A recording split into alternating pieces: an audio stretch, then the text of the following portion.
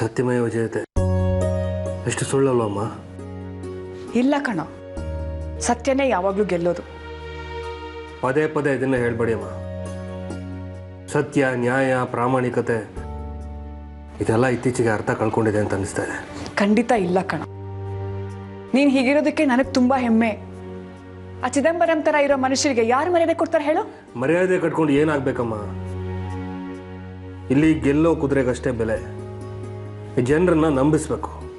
ಅವ್ರು ನಂಬಿದ ಮೇಲೆ ಸತ್ಯನ ಸುಳ್ಳು ಮಾಡ್ಬೋದು, ಸುಳ್ಳನ್ನು ಸತ್ಯ ಮಾಡ್ಬೋದು. ಸಾಕಾಗ್ಬಿಟ್ಟಿದೆಯಮ್ಮ. MLA ಸ್ಥಾನಕ್ಕೆ ರಾಜೀನಾಮೆ ಕೊಟ್ಟು ಎಲ್ಲಾದ್ರೂ ಹೋಗ್ಬಿಡ್ತೀನಮ್ಮ. ಸ್ವಲ್ಪ ದಿನ ಸುಮ್ಮನೆ ಇರೋ, ಎಲ್ಲ ಸರಿ ಹೋಗುತ್ತೆ. ಸಾಕ್ಷಿ ಆರ್ತಿ ಜೊತೆ ಅವ್ರ ಮನೇಲಿ ಇದ್ದು ಬಂದರೆ ಅವಳ ಮನಸ್ಸು ಸ್ವಲ್ಪ ತಿಳಿ ಆಗುತ್ತೆ. ಕೆಲವೊಂದು ಸಮಸ್ಯೆಗಳನ್ನ ಹಾಗೆ ಬಿಟ್ಟರೆ ಎಲ್ಲ ತಾನಾಗೆ ಸರಿ ಹೋಗುತ್ತೆ ಸೂರ್ಯ. ಹಾಗಂತ ನನಗೆ ನೆಮ್ಮದಿಯಾಗಿರೋಕ್ಕಾಗಲ್ಲಮ್ಮ. ಈ ಲೋಫರ್ ರಂಜಿತ್ ಆರ್ತಿ ಅವ್ರ ಮನೆಗೆ ಹೋಗಿ ಅಲ್ಲಿ ಸಾಕ್ಷಿ ಮನಸ್ಸನ್ನು ಕೆಡಿಸಿ ಅವಳನ್ನ ಕರ್ಕೊಂಡು ಹೋಗ್ಬಿಡ್ತಾನೇನೋ ಅಂತ ಭಯ ಆಗ್ತಾ ಇದೆ. ಹಾಗೆಲ್ಲ ಏನೂ ಆಗಲ್ಲ ಕಣೋ. ಅಲ್ಲಿ ಆರ್ತಿ ಇದ್ದಾಳೆ ಸಾಕ್ಷಿ ಜೊತೆಗೆ. ಹೇಳಕ್ಕಾಗಲ್ಲಮ್ಮ. ಆ ರಂಜಿತ್ ಪ್ರಳಯ ಅಂತಕ ಏನಾದರೂ ಮಾಡಿ ಸಾಕ್ಷಿನ ತನ್ನ ಕಡೆ ಮಾಡ್ಕೋಬೇಕು ಅಂತ ಏನಾದರೂ ಪ್ಲಾನ್ ಮಾಡ್ತಾನೆ ಇರ್ತಾನೆ.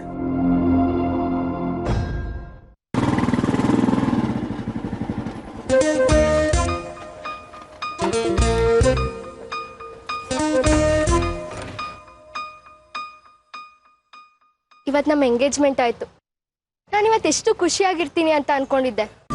ಆದ್ರೆ ಇದೇನ ಆರ್ಯ, ಎಲ್ಲ ಗಲಾಟೆನ್ ಮುಗೀತಲ್ಲ. ಸದ್ಯ ಇಷ್ಟಕ್ಕೆ ಮುಗೀತಲ್ಲ ಅಂತ ಖುಷಿ ಪಡು. ರಂಜಿತ್ ಕೈ ಕಾಲು ಮುರಿಬೇಕಂತಿದ್ದೆ, ಇಷ್ಟು ಮಿಸ್ ಆಯ್ತು. ನೋಡು, ನೀನ್ ನನ್ನ ಮದ್ವೆ ಆಗ್ತಿದ್ಯಾ, ಮುಂಚಿನ ತರ ಕೋಪ ಮಾಡ್ಕೊಳ್ಳೋ ಹಾಗಿಲ್ಲ. ನಾನು ನಿನ್ನ ಮದ್ವೆ ಆಗ್ತಿದ್ದೀನಿ ಅಂತ ನನ್ನ ಸ್ವಭಾವನ ಚೇಂಜ್ ಮಾಡ್ಕೊಳಕ್ ಆಗಲ್ಲ ಅನುಷಾ. ಇಷ್ಟ ಇದ್ರೆ ಮದ್ವೆ ಆಗು, ಇಲ್ಲಾಂದ್ರೆ ಈಗ್ಲೇ ಇಷ್ಟ ಇಲ್ಲ ಅಂತ ಹೇಳ್ಬಿಡು.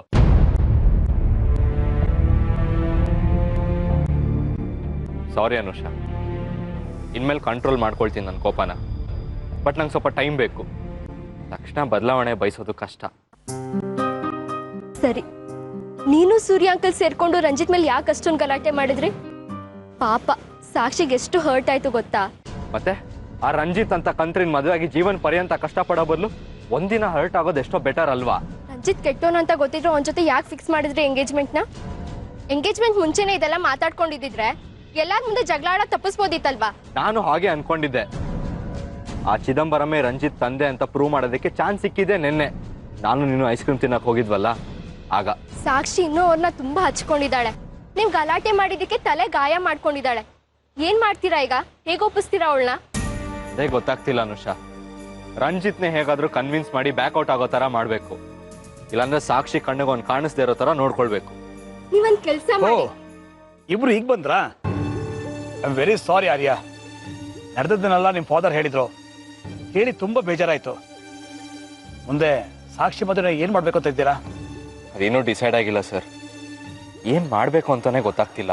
ಆದ್ರೆ ಒಂದು ವಿಷಯನ ಇವತ್ತೇ ಹೇಳಿಬಿಡ್ತೀನಿ ಆರ್ಯ. ಸಾಕ್ಷಿ ಸಮಸ್ಯೆನ ಅದು ಹೇಗೆ ಸಾರ್ಟ್ ಔಟ್ ಮಾಡ್ತೀರಾ ಮಾಡಿ, ಅದು ನಿಮ್ಮ ಮನೆ ವಿಷಯ. ಆದ್ರೆ ಅದು ಸಾಲ್ವ್ ಆಗಿಲ್ಲ ಅಂತ ಯಾವುದೇ ಕಾರಣಕ್ಕೂ ನಿಮ್ಮ ಮದುವೆ ಪೋಸ್ಟ್ಪೋನ್ ಆಗಬಾರ್ದು. ಅದು ಇವತ್ತು ತೀರ್ಮಾನ ಆಗಿರೋ ಡೇಟ್ಗೆ ಆಗಬೇಕು. ಅರ್ಥ ಆಯ್ತಾ? ನಿಮ್ಮ ಮದುವೆ ನಿಶ್ಚಯ ಆಗಿರೋ ದಿನದಲ್ಲೇ ನಡಿಬೇಕು. ಅದು ನಡೀಲಿಲ್ಲ ಅಂದ್ರೆ ಅದೇ ದಿನ ಅನುಷಾ ಮದುವೆನ ನಾನು ಬೇರೆ ಹುಡುಗನ ಜೊತೆ ಮಾಡ್ತೀನಿ. ಖಂಡಿತ ನಿಮಗೋಸ್ಕರ ನಾನು ಕಾಯಲ್ಲ. ಅರ್ಥ ಆಯ್ತಾ?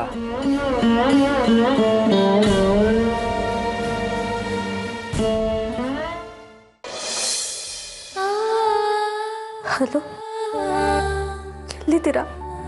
ನಾನಿಲ್ಲಿ ಹೊರಗಡೆ ಯಾರನ್ನೋ ನೋಡೋದಕ್ಕೆ ಬಂದಿದ್ದೆ. ನೀನ್ ಹೇಳಿದ್ಯಾ? ಈ ಸಾಕ್ಷಿ ಸಿಗ್ಲಿಲ್ಲ ಅಂತ ಬೇರೆ ಹುಡುಗಿನ ಹುಡ್ಕಕ್ ಹೋಗಿದ್ದೀರಾ? ಛೇ, ನಿನ್ನನ್ ಬಿಟ್ಟು ಬೇರೆ ಯಾವ ಹುಡುಗಿನೂ ಕಲ್ಪಿಸ್ಕೊಳಕ್ಕೂ ನಂಗೆ ಆಗಲ್ಲ ಸಾಕ್ಷಿ. ಮತ್ತೆ ನನಗೆ ಫೋನ್ ಮಾಡಬೇಕು ಅಂತ ಅನಿಸ್ಲಿಲ್ವಾ ನಿಮಗೆ? ಅದು ಎಂಗೇಜ್ಮೆಂಟಲ್ಲಿ ಆಗಿದ್ದ ಡೆವಲಪ್ಮೆಂಟ್ಸ್ ನೋಡಿ ತುಂಬಾನೇ ಬೇಜಾರಾಯಿತು ಸಾಕ್ಷಿ. ತುಂಬ ಮೂಡ್ ಅಪ್ಸೆಟ್ ಆಗಿತ್ತು. ಅದು ಅಲ್ಲದೆ ನಾನು ಕಾಲ್ ಮಾಡಿದರೆ ನಿನ್ನ ತಮ್ಮನೋ ನಿನ್ನ ತಂದೆನೋ ರಿಸೀವ್ ಮಾಡಿ ಮಾತಾಡಿದ್ದಿದ್ರೆ ಇನ್ನೂ ಬೇಜಾರಾಗ್ತಿತ್ತು. ಅದಕ್ಕೆ ಮಾಡಲಿಲ್ಲ. ನಾನು ಏನೇ ಮಾಡಿದ್ರು ನಿಮ್ಮ ಮನೆಯವ್ರನ್ನೆಲ್ಲ ಕನ್ವಿನ್ಸ್ ಮಾಡಿ ನಿನ್ನ ಮದುವೆ ಆಗೋದು ತುಂಬ ಕಷ್ಟ ಅನ್ನಿಸ್ತಾ ಇದೆ ನನಗೆ. ಏನು ಕಷ್ಟ ಆಗಲ್ಲ, ನಮ್ಮ ಮದುವೆ ನಡೆಯುತ್ತೆ. ನೀವು ಸ್ವಲ್ಪ ಕಾಯಬೇಕು ಅಷ್ಟೆ. ನನಗೋಸ್ಕರ ಕಾಯ್ತೀರಾ?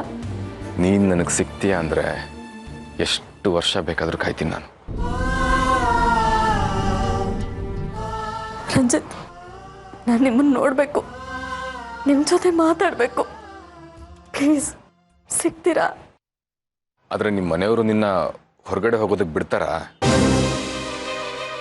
ನಾನೀಗ ನಮ್ಮನೇಲಿಲ್ಲ, ಆರ್ತಿ ಅಮ್ಮನ ಮನೆ ಇತ್ತಲ್ಲ, ಅಲ್ಲಿದ್ದೀನಿ. ಓ ಸರಿ, ಹಾಗಾದರೆ ನಮ್ಮ ಮಾಮೂಲಿ ಜಾಗ ಇದೆಯಲ್ಲ, ಅಲ್ಲಿ ಕಾಯ್ತಾ ಇರ್ತೀನಿ. ಬರ್ತೀಯಾ? ಓಕೆ, ಇನ್ನು 20 ಮಿನಿಟ್ಸಲ್ಲಿ ನಾನು ಅಲ್ಲಿರ್ತೀನಿ. ನಿನಗೋಸ್ಕರ ವೆಯ್ಟ್ ಮಾಡ್ತಿರ್ತೀನಿ. I love you Sakshi. Love you too. ಬಾಯ್.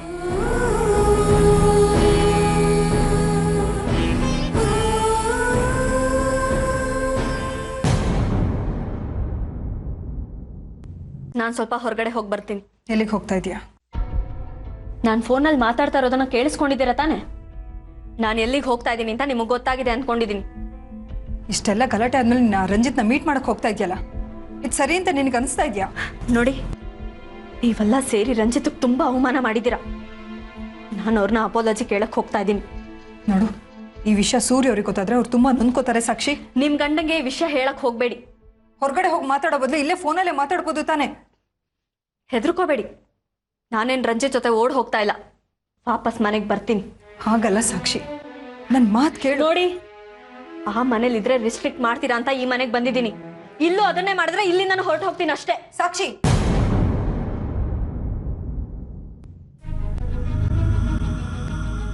ಸರಿ ಹೋಗ್ಬಾ.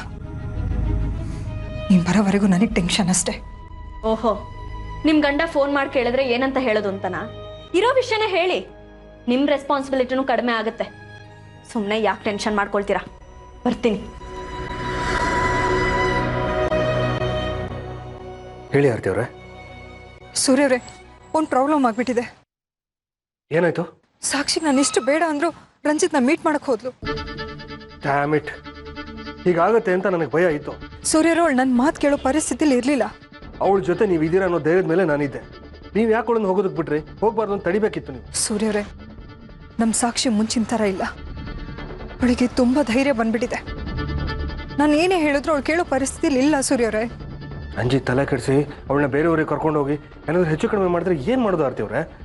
ಇಲ್ಲ ಸೂರ್ಯವ್ರೆ, ಆ ರೀತಿ ಏನೂ ಆಗಲ್ಲ. ಅವಳು ವಾಪಸ್ ಬರ್ತೀನಿ ಅಂತ ಹೇಳಿದ್ಲು. ಅವಳು ಮಾತನ್ನ ನೀವು ನಂಬ್ಕೊಂಡು ಕೂತಿದ್ದೀರಲ್ಲ, ಓಡ್ ಹೋಗೋರು ಹೇಳ್ಬಿಟ್ಟು ಹೋಗ್ತಾರಾ? ಎಷ್ಟೊತ್ತಾಯ್ತು ಅವಳು ಹೋಗಿ? ಈಗ ತಾನೆ ಸೂರ್ಯವ್ರೆ, ಅವಳಿಗೆ ಹೊರಗಡೆ ಹೋಗ್ತಿದ್ದಾಗೆ ನಿಮ್ಗೆ ಫೋನ್ ಮಾಡ್ತಾ ಇದ್ದೀನಿ.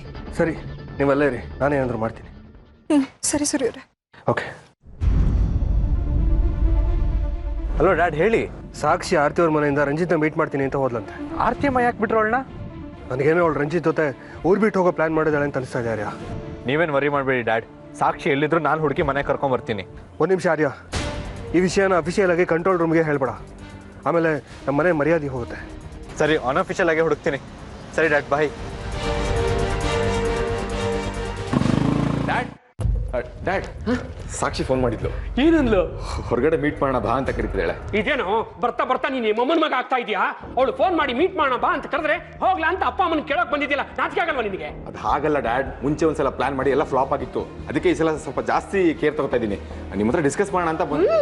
ಕೇಳು ಕೇಳು, ಮನೆ ಹಾಳು ಮಾಡೋ ಬುದ್ಧಿಗಳನ್ನ ಚೆನ್ನಾಗಿ ಹೇಳ್ತಾರೆ ನಿಮ್ಮಪ್ಪ. ಇವಳಿಗೊಂದು ಟಿಕೆಟ್ ಬುಕ್ ಮಾಡೋ, ಅಮೆರಿಕಾಗೆ ತೊಲಗ್ಲಿ. ಆಗ ಏನ್ ಬೇಕೋ ಎಲ್ಲ ಮಾಡ್ಬೋದು ಇಲ್ಲಿ ಅಂತ ಅಲ್ವಾ? ನೋಡು, ತುಂಬಾ ತಾಳ್ಮೆಯಿಂದ ಇದ್ದೀನಿ. ಹೆಂಗಸರ ಮೇಲೆ ಕೈ ಮಾಡೋದನ್ನ ಬಿಟ್ಟಿದ್ದೀನಿ.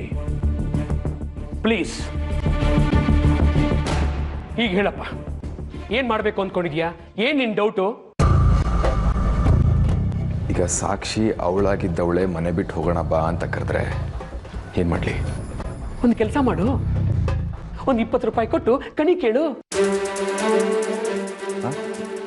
ಲೇ ಮೂರ್ಖ, ಯಾವುದಾದ್ರೂ ಪ್ರೀತಿಸಿದ ಹುಡುಗಿ ಮನೆ ಬಿಟ್ಟು ಓಡ್ ಹೋಗೋಣ ಬಾ ಅಂತ ಕರೆದ್ರೆ ಮನೆಗೆ ಹೋಗಿ ಅಪ್ಪ ಅಮ್ಮನ ಪರ್ಮಿಷನ್ ತಗೊಂಡ್ ಬರ್ತೀನಿ ಅಂತ ಹೇಳೋ ಏಕೈಕ ಗಂಡಸು ಅಂದ್ರೆ ನೀನೇ ನೋಡು.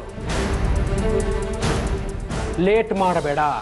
ಅವಳು ಒಪ್ಪಿದ್ರೆ ಎಲ್ಲಾದರೂ ಕರ್ಕೊಂಡು ಹೋಗು. ನಿನ್ನ ಅಕೌಂಟ್ಗೆ ಎಷ್ಟು ದುಡ್ಡು ಬೇಕು ಹೇಳು, ಅಷ್ಟು ದುಡ್ಡು ಹಾಕೋಕೆ ನಾನು ರೆಡಿ ಇದ್ದೀನಿ. ವಿದೇಶಕ್ಕೆ ಕರ್ಕೊಂಡು ಹೋಗ್ತೀಯಾ?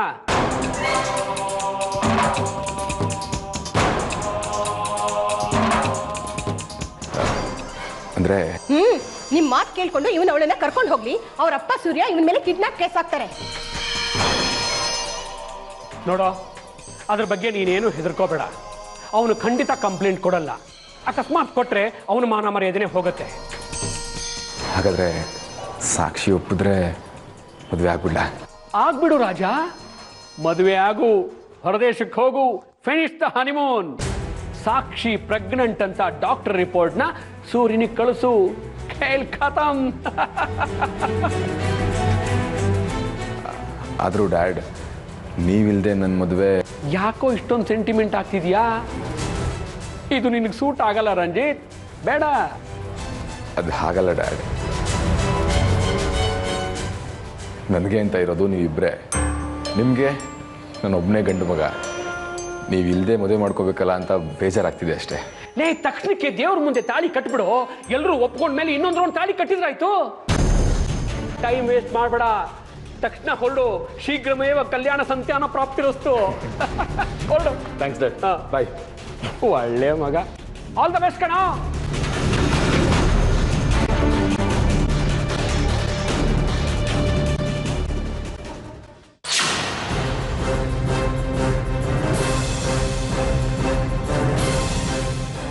ರಂಜಿತ್ ಇದ್ದಾನಾ? ಇಲ್ಲ ಸರ್.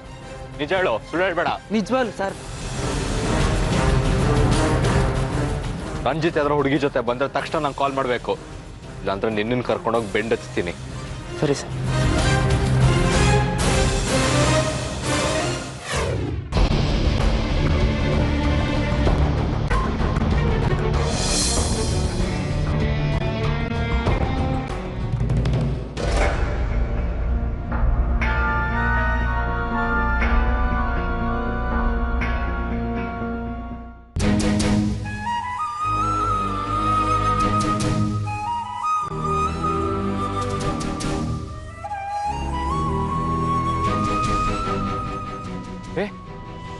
ಏನಿದು ಬ್ಯಾಂಡೇಜು? ಏನಾಯ್ತು? ನಮ್ಮ ಮನೆಯವರು ನಿಮ್ಗೆ ಅವಮಾನ ಮಾಡಿದ್ರಲ್ಲ, ಅದಕ್ಕೆ ಶಿಕ್ಷೆ. ಮಾಡಿದ್ದು ನಿನ್ ತಮ್ಮ, ನಿನ್ ತಂದೆ, ನೀನ್ ಯಾಕೆ ಹೀಗೆ ಮಾಡ್ಕೊಂಡಿದ್ಯಾ? ಅವ್ರಿಗೆ ಶಿಕ್ಷೆ ಕೊಡಕ್ ಆಗಲ್ವಲ್ಲ, ಅದಕ್ಕೆ ನನಗೆ ನಾನೇ ಶಿಕ್ಷೆ ಕೊಡ್ಕೊಂಡೆ. ರಿಯಲಿ ಸಾರಿ ರಂಜಿತ್, ಮನೆಯವರೆಲ್ಲರೂ ಪರವಾಗಿ ನಾನು ನಿಮ್ಮನ್ನು ಕ್ಷಮೆ ಕೇಳ್ತೀನಿ.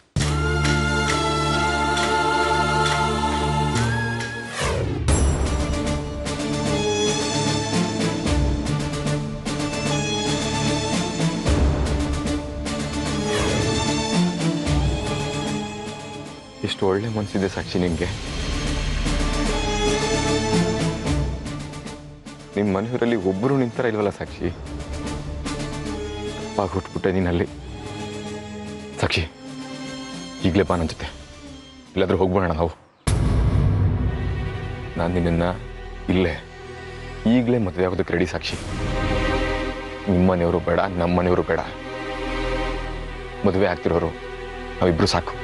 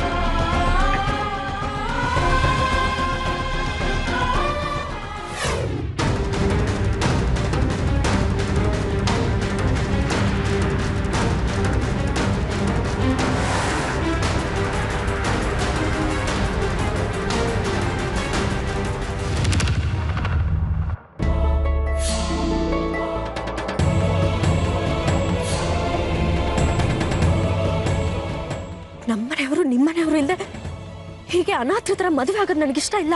ನಮ್ಮ ಮದುವೆಗೆ ನಿಮ್ಮ ತಂದೆ ತಾಯಿ ಈ ಜನ್ಮದಲ್ಲಿ ಒಪ್ಪೋ ಸಾಧ್ಯತೆ ಇಲ್ಲ ಸಾಕ್ಷಿ. ಹೀಗೆ ಮದುವೆ ಆಗ್ಬೇಕು ಅಂತಿದ್ರೆ ನಾವು ಯಾವತ್ತೂ ಮದುವೆ ಆಗ್ಬೋದಿತ್ತು. ನೀವು ನಿಮ್ಮ ಮನೆಯವರು ನಮ್ಮ ತಂದೆ ಕೈಲಿ ಇಷ್ಟು ಅವಮಾನ ಮಾಡಿಸ್ಕೋಬೇಕಾಗಿರ್ಲಿಲ್ಲ ಅಲ್ವಾ? ಆದ್ರೆ ಸಾಕ್ಷಿ, ಇಲ್ಲ ರಂಜಿತ್, ನಾನು ಮನೆಯವ್ರಿಗೆ ಗೊತ್ತಾಗದೆ ಮದುವೆ ಆಗ್ಬೇಕು ಅಂತ ನನಗನ್ಸಿದ್ರೆ ನಾನೇ ನಿಮ್ಗೆ ಹೇಳ್ತೀನಿ. ನನ್ನ ತಂದೆ ನನ್ನನ್ನು ತುಂಬಾ ಪ್ರೀತಿಯಿಂದ ಸಾಕಿದ್ದಾರೆ, ನನ್ನ ಬಗ್ಗೆ ತುಂಬಾ ನಿರೀಕ್ಷೆ ಇಟ್ಕೊಂಡಿದ್ದಾರೆ.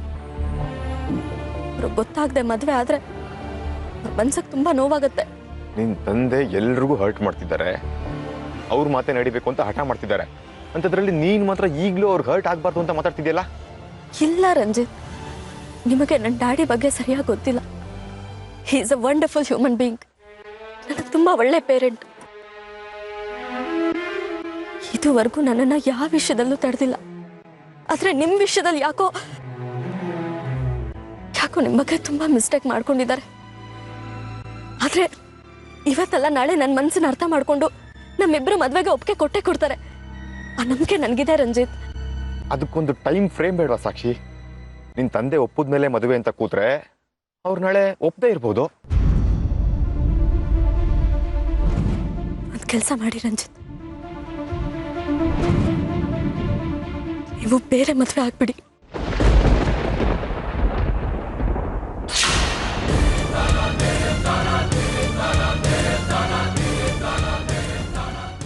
ಬೇರೆ ಮದುವೆ ಆಗೋದಕ್ಕೆ ಸಾಕ್ಷಿ ಇಷ್ಟೆಲ್ಲ ಕಷ್ಟಪಟ್ಟಿದ್ದು?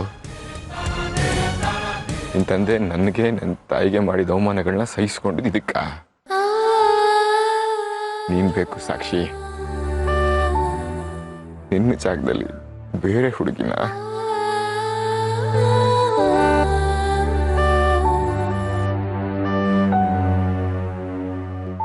ನಿಮಗೆ ಹರ್ಟ್ ಮಾಡಬೇಕು ಅನ್ನೋದು ನನ್ನ ಉದ್ದೇಶ ಆಗಿರ್ಲಿಲ್ಲ Ranjith. I am really sorry. ನನ್ನ ತಂದೆನ ನಾನೆಷ್ಟು ಗೌರವಿಸ್ತೀನಿ ಅಂತ ಹೇಳಿದೆ.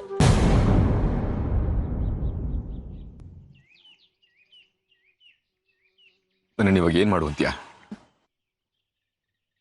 ನನಗೋಸ್ಕರ ದಯವಿಟ್ಟು ವೇಟ್ ಮಾಡಿ. ಡ್ಯಾಡಿನ ಹೇಗಾದ್ರೂ ಮಾಡಿ ನಾನು ಕನ್ವಿನ್ಸ್ ಮಾಡ್ತೀನಿ. ಎಷ್ಟು ದಿವಸ? 1 ತಿಂಗಳು. ಆಗ್ಲೂ ನಿಮ್ ಡ್ಯಾಡಿ ಒಪ್ಲಿಲ್ಲ ಅಂದ್ರೆ? ಹಾಗಾಗಲ್ಲ, ನನಗೆ ನಂಬಿಕೆ ಇದೆ. ಇನ್ ಕೇಸ್ ಹಾಗೇನಾದ್ರೂ ಒಪ್ಲಿಲ್ಲ ಅಂದ್ರೆ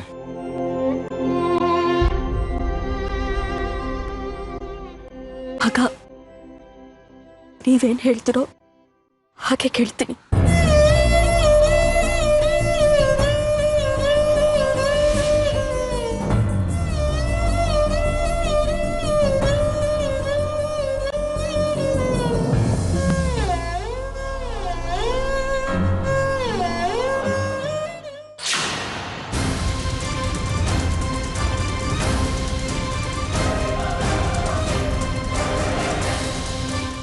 ಡ್ಯಾಡ್, ಸಾಕ್ಷಿ ಸಿಕ್ಕಿದ್ಲು. ನಡಿಯ ಮನೆಗೆ. ಕೈ ಬಿಡಿ ಡ್ಯಾಡ್, ನಾನೇನ್ ಚಿಕ್ಕ ಮಗು ಅಲ್ಲ ಕೇಳ್ಕೊಂಡು ಕರ್ಕೊಂಡು ಹೋಗೋದಕ್ಕೆ. ಮಾತಾಡ್ಬೇಡ, ಸುಮ್ಮನೆ ನಡಿ. ಬಿಡಿ ಸರ್, ಯಾಕೆ ನಡ್ಕೋತಾ ಇದ್ದೀರಾ? ನಾವಿಬ್ರು ಬರೀ ಮಾತಾಡ್ತಿದ್ವಿ ಅಷ್ಟೇ. ನನ್ನ ಮಗಳನ್ನ ನಾನು ಕರ್ಕೊಂಡು ಹೋಗ್ತೀನಿ, ಏನೇರ ತಡೆಯೋದಕ್ಕೆ? ಅವಳನ್ನ ಮದುವೆ ಆಗೋನು. ಮದುವೆ ಆಗೋ ಹುಡುಗ ಹುಡುಗಿ ಮನೆಯವ್ರ ಪರ್ಮಿಷನ್ ಕೇಳ್ಕೊಂಡು ಮೀಟ್ ಆಗ್ತಾನೆ. ಈ ತರ ಕಳ್ತನದಿಂದ ಅಲ್ಲ. ಮಾತಿನ ಮೇಲೆ ಗಮನ ಇರ್ಲಿ. ನಾನ್ ನಿಮ್ಮ ಅಕ್ಕನ ಮದುವೆ ಆಗ್ತಿದ್ದೀನಿ. ಅದು ನಾನು ಬದುಕಿರೋರಿಗೆ ಸಾಧ್ಯ ಇಲ್ಲ. ನೀನ್ ಹೇಗೆ ಅವಳು ಮದುವೆ ಆಗ್ತಾ ನಾನು ನೋಡ್ತೀನಿ ಕಣ. ನಿಮ್ಮ ಮಗಳು ನನ್ನ ಇಷ್ಟಪಟ್ಟಿದ್ದಾಳೆ, ನಾನು ಅವಳನ್ನ ಇಷ್ಟಪಟ್ಟಿದ್ದೀನಿ. ಇಷ್ಟಪಟ್ಟವರು ಮದುವೆ ಆಗೋ ಹಕ್ಕಿದೆ ಈ ದೇಶದಲ್ಲಿ. ಹುಚ್ಚ ಬಾಯಿ, ಅವಳನ್ನ ನಮ್ಗೆ ಗೊತ್ತಾಗದೇ ಇರೋ ತರ ಇಲ್ಲಿ ಕರ್ಕೊಂಡ್ಬಂದು ಸೀಕ್ರೆಟ್ ಆಗಿ ಮದುವೆ ಬೇಕು ಅಂತ ಪ್ಲಾನ್ ಮಾಡಿದೆ ಅಲ್ವಾ? ಸುಮ್ನೆ ಏನೇನೋ ಇಮ್ಯಾಜಿನ್ ಮಾಡ್ಕೋಬೇಡಿ ಆರ್ಯ. ನಾವಿಬ್ರು ಬರೀ ಮಾತಾಡ್ತಿದ್ವಿ ಅಷ್ಟೇ. ಈ ಮೋಸ್ಕಾರನ ಹತ್ರ ಮಾತಾಡುವಂಥದ್ದು ಏನಿದೆ ನಿನಗೆ? ನಾವೆಲ್ಲ ಟೆನ್ಷನ್ ಒದ್ದಾಡ್ತಾ ಇದೀವಿ, ಹಠ ಮಾಡ್ಕೊಂಡು ಮಾತಾಡಕ್ ಬಂದಿದ್ಯಾ? ನಾನು ಹೇಳೋದು ಅರ್ಥ ಮಾಡ್ಕೊಳ್ಳಿ ಡ್ಯಾಡ್. ಏನಾಯ್ತು ಮನೆಗೆ ಹೋಗಿ ಮಾತಾಡೋಣ. ಹತ್ತು ಹತ್ತು. Dad, this is not fair. ನಿಮ್ಮ ಬಗ್ಗೆ ನನಗೆ ತುಂಬಾ ಗೌರವ ಇದೆ. ಈ ರೀತಿ ನಡ್ಕೊಂಡು ನಿಮ್ ಗೌರವನ ಹಾಳು ಮಾಡ್ಕೋಬೇಡಿ. ಸಾಕ್ಷಿ ನಾನ್ ಮಾಡ್ತಿರೋದು ನೀನ್ ಒಳ್ಳೇದಕ್ಕೆ. ನಿಮ್ಗೆ ಈಗ ಗೊತ್ತಾಗಲ್ಲ, ಮುಂದೆ ಗೊತ್ತಾಗತ್ತೆ. ನಡಿ.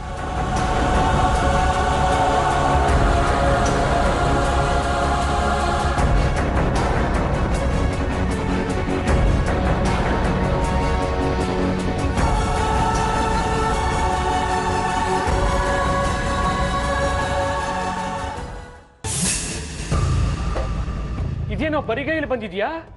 ನೀನೇನೋ ಆ ಸೂರ್ಯನ ಮಗಳನ್ನ ಹಾರಿಸ್ಕೊಂಡು ಬರ್ತೀಯಾ ಅನ್ಕೊಂಡಿದ್ದೆ. ನಾನು ಹಾರಿಸ್ಕೊಂಡು ಬರೋಣ ಅಂತಾನೆ ಇದ್ದೆ. ಆದ್ರೆ ಅಷ್ಟರಲ್ಲಿ ಆ ಪೊಲೀಸ್ ತಾಯಿ ಆರ್ಯ ನನ್ನ ವಾಸನೆ ಹಿಡ್ಕೊಂಡಲ್ಲ ಬಂದಿದ್ದ. ಅವ್ನ್ ಸಾಲದು ಅಂತ ಸೂರ್ಯನು ಬಂದಿದ್ದ. ಇಬ್ರು ಸೇರಿ ಸಾಕ್ಷಿನ ಹೇಳ್ಕೊಂಡು ಹೋದ್ರು. ನೀವು ಸಾಕ್ಷಿನ ಮೀಟ್ ಮಾಡೋಕೆ ಬೇರೆ ಜಾಗ ಹೇಳೋದಲ್ವಾ ರಂಜಿತ್? ಅಷ್ಟು ಸುಲಭವಾಗಿ ಆರ್ಯ ಬರೋಂಥ ಜಾಗನ ಯಾಕೆ ಹೇಳಕ್ ಹೋದ್ರಿ? ನೀನು ಅವಳನ್ನ ಖಂಡಿತ ಕರ್ಕೊಂಡು ಬರ್ತೀಯಾ ಅನ್ಕೊಂಡು ಅಂಡಮಾನ್ಗೆ ಫ್ಲೈಟ್ಸ್ ಬುಕ್ ಮಾಡಿದ್ದೆ, ಕಾಟೇಜ್ಗಳನ್ನ ಬುಕ್ ಮಾಡಿದ್ದೆ. ಎಲ್ಲ ವೇಸ್ಟ್ ಆಗೋಯ್ತಲ್ಲೋ. ಯಾಕೆ ವೇಸ್ಟ್ ಮಾಡ್ತೀರಾ? ನೀವು ಅರ್ಪಿತ ಹೋಗಿ ಬಂದ್ಬಿಡಿ. ನಿಮಗೆ ನಿಮ್ಮ ಮಗನಿಗಿಂತ ದುಡ್ಡೇ ಹೆಚ್ಚಾಯ್ತಲ್ವಾ? ಏನು ಸ್ವಾರ್ಥಿರಿ ನೀವು? ಪರವಾಗಿಲ್ವೇ? ನನ್ನ ಬಗ್ಗೆ ಚೆನ್ನಾಗೇ ತಿಳ್ಕೊಂಡಿದ್ಯಾ? ಆದ್ರೆ ಏನು ಮಾಡೋದು? ನಿಮ್ಮ ಮನ್ಸಿನ ಸರಿಯಾಗಿ ತಿಳ್ಕೊಳಕ್ಕಾಗ್ಲಿಲ್ವಲ್ಲ.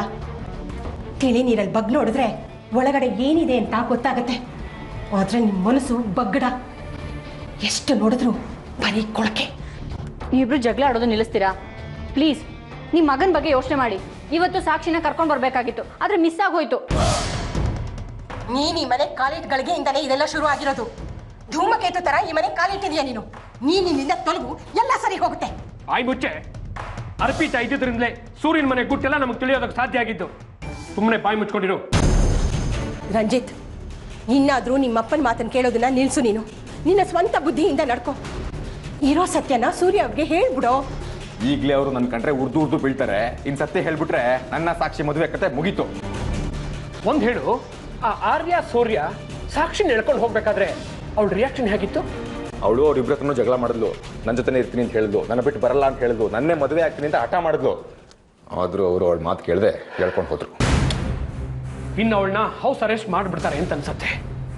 ಫೋನ್ ಮಾಡೋದಕ್ಕೂ ಅವಕಾಶ ಇರಲ್ಲ, ಹೊರಗಡೆ ಅಂತೂ ಬಿಡೋದೇ ಇಲ್ಲ. ಹಾಗೇನಿಲ್ಲ ಡ್ಯಾಡ್. ಅವಳು ಕಾನ್ಫಿಡೆಂಟ್ ಆಗಿ ಒಂದು ಮಾತು ಹೇಳಿ ನನಗೆ, ಅವಳನ್ನ ಎಲ್ಲೇ ಬಚ್ಚಿಟ್ಟಿದ್ರು ನಾನು ಕರ್ಕೊಂಡು ಬರ್ತೀನಿ. ಆದರೆ ಇವಳು ಯಾವಾಗಲೂ ಅರ್ಧಂಬರ್ಧ, ನನ್ನ ಕಡೆ ಅರ್ಧ, ಅವ್ರ ಅಪ್ಪನ ಕಡೆ ಅರ್ಧ. ಇದು ಟೆನ್ಷನ್ ಮಾಡ್ಕೊಳ್ಳೋ ವಿಷಯ ಅಲ್ಲ ರಂಜಿತ್, ಸೆಲೆಬ್ರೇಟ್ ಮಾಡೋ ವಿಷಯ. ಅಂದ್ರೆ